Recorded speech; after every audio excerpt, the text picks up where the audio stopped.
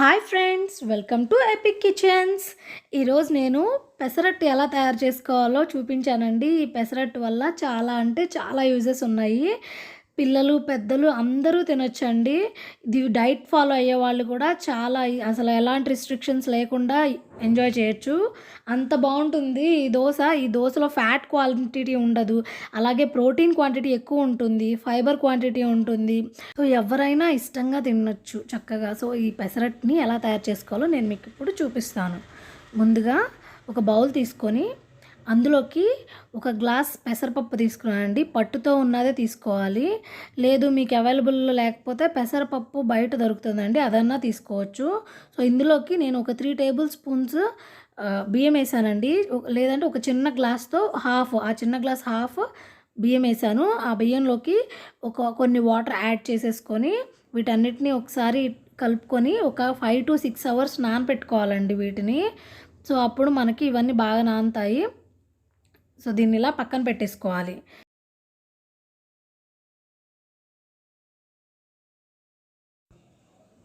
చూడండి, ఇప్పుడు 5 అవర్స్ అయిపోయింది. 5 అవర్స్ అయిపోయిన తర్వాత చూపిస్తానండి. దీన్ని ఇప్పుడు ఒక 2 to 3 టైమ్స్ ఫ్రెష్ వాటర్తో దీన్ని బాగా క్లీన్ చేసేసుకొని వాటర్ అన్నీ తీసేసుకొని పక్కన పెట్టేసుకోవాలి. తర్వాత ఇప్పుడు ఒక మిక్సీ జార్ తీసుకొని అందులోకి ఒక 1 ఇంచ్ వరకు అల్లాన్ని పీసెస్ చేసుకొని యాడ్ చేసుకోవాలి. అలాగే ఒక 2 పచ్చిమిర్చి పీసెస్ని యాడ్ చేసుకోవాలి. దీనిలోకి కొంచెం ఉప్పు యాడ్ చేసుకొని ఇందాక మనం వాష్ చేసి పెట్టుకున్న పెసరపప్పు బియ్యాన్ని ఇందులోకి యాడ్ చేసేసుకోవాలి. తర్వాత అందులోకి ఒక 1/2 టేబుల్ స్పూన్ జీలకర్ర యాడ్ చేసుకొని కొంచెం వాటర్ యాడ్ చేసుకొని మిక్సీ పట్టేసుకోవాలండి. మెత్తని పేస్ట్ లాగా చేసుకోవాలి. ఆ పేస్ట్ని ఒక బౌల్లోకి ట్రాన్స్ఫర్ చేసుకొని ఒక పక్కకు పెట్టుకోవాలి. సో ఇప్పుడు మనం దీంట్లోకి చట్నీస్ తయారు చేసుకుంటున్నామండి. ఇప్పుడు నేను ఇక్కడ మీకు 2 చట్నీస్ చూపిస్తాను. ముందుగా పల్లీ చట్నీ ఎలా చేసుకోవాలంటే ఒక ప్యాన్ పెట్టుకొని అందులోకి ఒక 1/2 బౌల్ పల్లీలు, అలాగే ఒక 4 to 5 పచ్చిమిర్చిని పీసెస్ చేసుకొని యాడ్ చేసుకొని ఫ్రై చేసుకోవాలి. ఇవి బాగా ఫ్రై అయిన తర్వాత ఇందులోకి ఒక 1/2 టేబుల్ స్పూన్ జీలకర్ర, అలాగే కొంచెం చింతపండు, ఒక రెబ్బ వెల్లుల్లిపాయ ఉంటుంది కదండి, అది ఒక రెబ్బ యాడ్ చేసుకోవాలి. యాడ్ చేసుకొని వీటన్నిటిని కొంచెం కలుపుకొని కొంచెం ఇందులో ఉప్పు యాడ్ చేసుకోవాలి. ఒకసారి కొంచెం హీట్ అయిన తర్వాత చల్లార్చుకొని మిక్సీ జార్లోకి ట్రాన్స్ఫర్ చేసుకొని మిక్సీ పట్టేసుకోవాలి. మిక్సీ పట్టుకొని ఒక స్మూత్ పేస్ట్ లాగా చేసుకోవాలండి. స్మూత్ పేస్ట్ అయిన తర్వాత దీన్ని ఒక బౌల్లోకి ట్రాన్స్ఫర్ చేసుకోవాలి.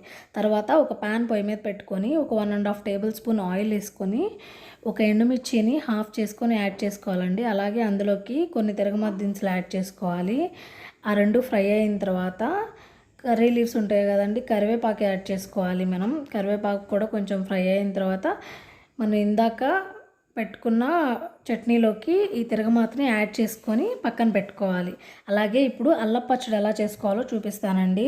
ముందుగా ఒక బాండి పొయ్యి మీద పెట్టుకొని అందులోకి ఒక 1 టేబుల్ స్పూన్ ఆయిల్ యాడ్ చేసుకోవాలండి. ఆయిల్ చాలా అంటే చాలా తక్కువ వేసుకుంటున్నాను. అలాగే అందులోకి ఒక చిన్న అల్లం ముక్కని పైన అంతా తోలు తీసేసుకొని పీసెస్ కట్ చేసుకొని యాడ్ చేసుకొని ఫ్రై చేసుకోవాలి. అది ఒక 2 minutes ఫ్రై అయిన తర్వాత ఒక 2 టేబుల్ స్పూన్స్ మినప్పప్పు యాడ్ చేసుకోవాలి. దాంతోపాటే ఒక 6 to 7 పచ్చిమిర్చిని పీసెస్ చేసుకొని యాడ్ చేసుకోవాలండి. యాడ్ చేసుకొని బాగా ఫ్రై అవ్వాలి. ఈ మినప్పప్పు కొంచెం కలర్ చేంజ్ అయినప్పుడు మనం అందులోకి చింతపండుని యాడ్ చేసుకోవాలండి. అలాగే ఒక 1/2 టేబుల్ స్పూన్ జీలకర్ర, ఒక 4 రెబ్బలు వెల్లుల్లిపాయ, ఇవన్నీ యాడ్ చేసుకొని ఈ కొంచెం ఫ్రై అయిన తర్వాత ఒక 2 టేబుల్ స్పూన్స్ బెల్లం యాడ్ చేసుకోవాలండి. బెల్లం యాడ్ చేసుకున్నాక స్టవ్ ఆఫ్ చేసేసుకోవాలి. సో ఒకసారి అలా కలుపుకొని మిక్సీ జార్లోకి ఇదంతా ట్రాన్స్ఫర్ చేసుకొని మెత్తటి పేస్ట్ లాగా పట్టుకోవాలి. మిక్సీ పట్టుకున్నాక దీన్ని బౌల్లోకి ట్రాన్స్ఫర్ చేసుకొని దాంట్లోకి తిరగమాత యాడ్ చేసుకోవాలండి. అంతేనండి, అల్లం పచ్చడి కంప్లీట్ అయిపోతుంది. చాలా సింపుల్ కదండి. తర్వాత మనం ఇప్పుడు పెసరట్టు వేసుకుందాము.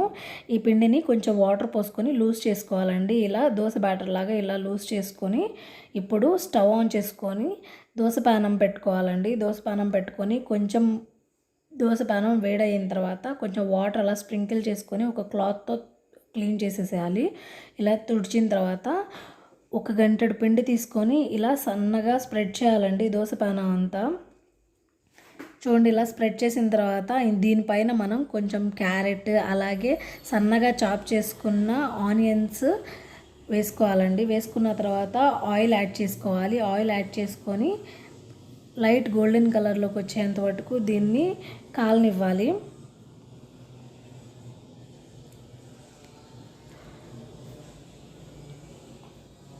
చూడండి ఇలా దోశ కాలిన తర్వాత ఒకసారి కాలిందో లేదో ఇలా చెక్ చేసుకొని మధ్యలోకి ఫోల్డ్ చేసేసుకొని ఒక ప్లేట్లోకి తీసేసుకోవాలి. చూసారు కదా, పెసరట్టు చాలా అంటే చాలా ఈజీగా చేసుకోవచ్చండి. మీరు కూడా మీ ఇంట్లో ఒకసారి ట్రై చేసి చూడండి పెసరట్టుని. సో దీన్ని ఇలానే కాకుండా ప్లెయిన్ దోశ వేసుకోవచ్చండి దీంతో. సో దానికి నార్మల్గా పెసరట్టుని ఒక గంటెడు పిండి తీసుకొని దోశ ఇలా స్ప్రెడ్ చేసిన తర్వాత సన్నగా తర్వాత దీంట్లో ఆయిల్ యాడ్ చేసుకోవాలండి. ఒక స్పూన్ ఆయిల్ ఇట్లా వేసుకోవాలి. సో దీన్ని 2 సైడ్స్ కాలనివ్వాలండి. దోశ ఒక 1 సైడ్ కాలిన తర్వాత ఇలా రొటేట్ చేసుకొని రెండో సైడ్ కూడా కాలనివ్వాలి. సో ఇలా కాలిన తర్వాత దీన్ని నీట్గా ఫ్రంట్కి తిప్పుకొని చాకుతో మిడిల్ నుంచి కట్ చేసుకొని ఇలా రోల్ చేయాలండి. హోటల్లో మనకి ఇలాగే సర్వ్ చేస్తారు కదండి.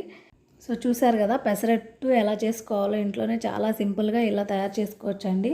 మీరు కూడా మీ ఇంట్లో ఒకసారి ట్రై చేసి చూసి ఎలా ఉందో మాకు కామెంట్స్ రూపంలో తెలియజేయండి. మీకు కనుక మా వీడియోస్ నచ్చినట్లయితే లైక్ చేయండి, షేర్ చేసుకోండి, అలాగే సబ్స్క్రైబ్ చేసుకోవడం మర్చిపోకండి. Thanks for watching.